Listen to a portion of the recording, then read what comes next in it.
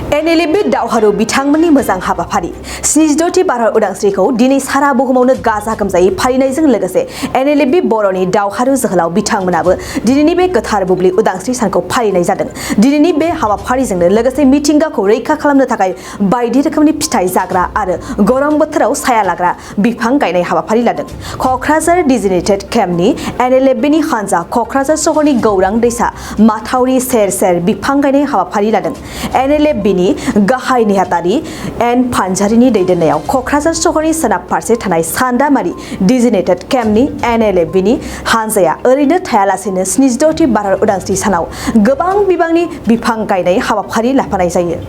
76थि भारत उदांस्रि साननि गोजोन आरो गाहाम हामलायनायखौ आं साफ्रोम भारतारि सुबुंफोरनिसिम गिबि सिनथाराव बावहरग्रोनाय थाबाय। जों दिनै national liberation front of Bodoland थामहिनबा Nflbआ मोनसे हाबाफारि लानाय जादों। बे हाबाफारियानो जाबाय दंफां गायनाय। दंफांफ्रा गोबां रोखोमनि दंफांफोर दङ, जेरै जोंनो माखासे सायहा होग्रा दङ आरो फिथाइ सामथाइ होग्रा दङ। जेरै फिथाइ सामथाइ होनोब्ला थाइजौ, खान्थाल, लिसु, खामब्रेंगा, सुमफ्राम आरो गोबां बायदि रोखोमनि।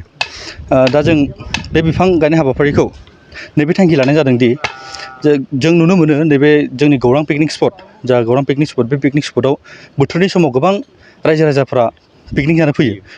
दा बे हिसाबैनो पिकनिक जानो फैनाय रायजो राजाफ्रा इयुनाव जाहाथे सायहा सायख्लुम मोननायजों लोगोसे बै दंफांफोरनि फिथाइफोरखौ मोनजालाङो, नैबे उसिलायै जोङो नैबे मोनसे हाबाफारिखौ लानाय जादों।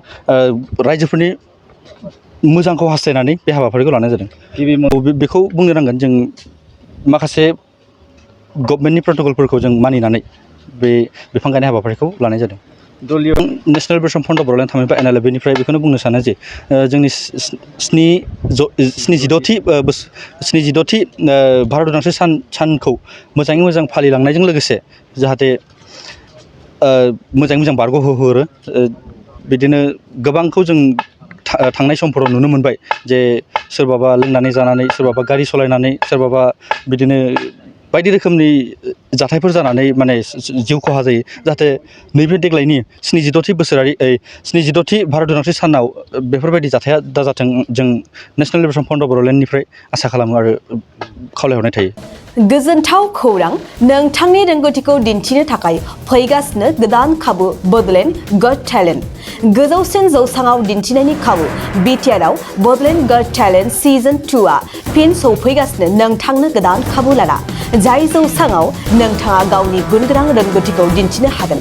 जानो गोनां बड'लेण्ड गट टेलेन्ट सिजन 2निनो अडिशननि अक्ट'खौबो थि खालामनानै होखानाय जाबाय। फारि बायदियै फैगौ 25 जुलाइ दाननिफ्राय लानानै 2 आगस्त खालारसिम मख'नाय जायगाफोराव लानाय जागोन।